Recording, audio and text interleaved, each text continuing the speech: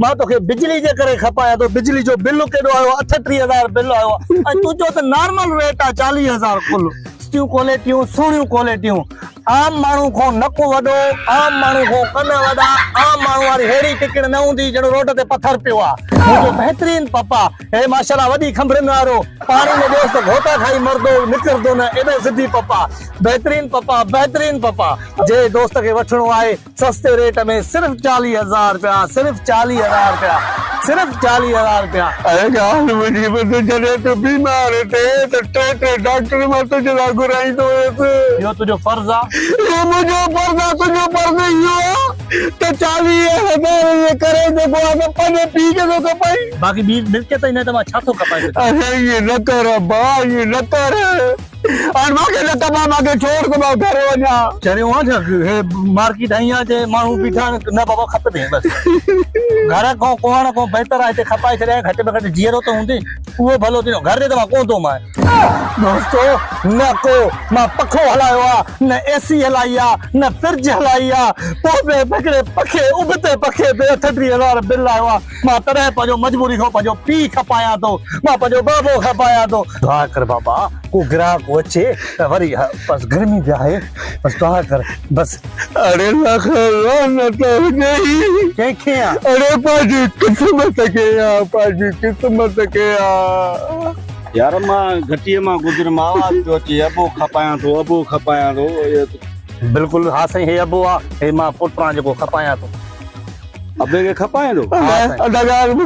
तो कम न करे सघियो छा कमु कंदो आहे माशाल्लाह बहितरीन आहे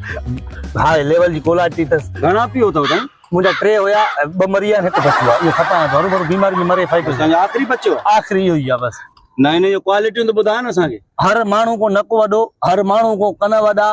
टिकण पत्थर वांगे पक्को ज़िमिट ते हे 3-4 दफ़ा शहीद थियो आहे शहीद त हाणे बि लॻो पियो आहे उस्ताद हा बसि ओके ॻाल्हि मुंहिंजी ॿुधो एॾो की औलाद वॾी थी करे पंहिंजे पीउ खे कुलो ॾेई करे अस्पताल ताईं पुॼाईंदा आहिनि हुनजो इलाज कंदा आहिनि पीउ माउ खे खाराईंदा पीआरींदा आहिनि हे पहिरियों ज़ालिम पंहिंजे पीउ खे थो खपाए हे ज़ुल्म हे कहर बाबा तोसां हिकिड़े सां मसलो न आहे माण्हू अॼुकल्ह पीउ जी इज़त करनी कोन था पीउ खे पुराणी टीवी था सम्झनि उस्ताद ईअं खणी भित में था हणनि पीउ खे जो माण्हू पुछा ई न करे चवण ते लॻो आहे पंहिंजी घरवारी जो नालो न खणो जहिड़ो तोखे कढी आहे उहा वेचारी का चुप वेठी हूंदी यार तोखे लानत पए अहिड़ी यार तूं ज़िंदगीअ ते तुंहिंजे ते बकाया ज़िंदगी ते बि लानत हुजे गुज़रियल ते बि लानत हुजे यार कमाल करे थो पर हेड़ी सारे पीउ खे खपाए थो पंहिंजी घरवारीअ जे करे यार उन वेचारी जो कसूर ई न आहे हे बिजली वारनि जो बिल आयो आहे 38,000 हिकिड़े पखे ते 38,000 रुपया मूंखे मजबूरन खपाइणो पए थो हाणे घणो आहे कीमत 40,000 40,000 मां ॾियां थो हे पीउ खपाइबा न आहिनि इहो मां तोखे ॿुधाए छॾियां त पीउ खपाइबा न आहिनि हिनखे मां पाण 40,000 भरे करे तुंहिंजी मजबूरी जो मां तोखे पैसा ॾेई छॾियां थो पर हिनखे मां चाचो करे मां पालींदुमि तव्हां जहिड़नि पुटनि तव्हां जहिड़नि अहिड़े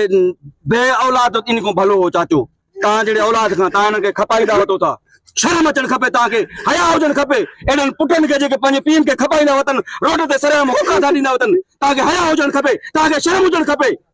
तव्हां ॿीहर तव्हां हक़ीक़त ॻाल्हि आहे तव्हां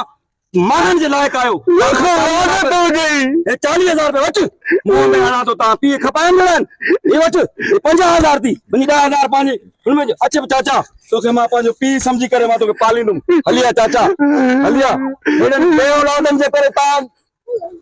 हलिया यार चई त सच वियो मां हिन चंद किननि पैसनि जे करे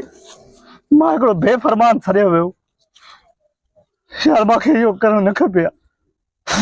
पंहिंजे पीउ माउ जी इज़त कयां हे छा कंदुमि पैसा हे कहिड़े कम जा मुंहिंजा पैसा हे छा जे लाइ मुंहिंजा पैसा नथा खपनि मूंखे इहे पैसा